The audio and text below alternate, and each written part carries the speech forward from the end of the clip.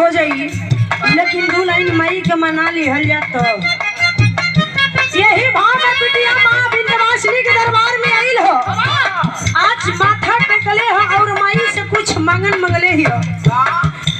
बिटिया कहले हो, का कहले माँ से?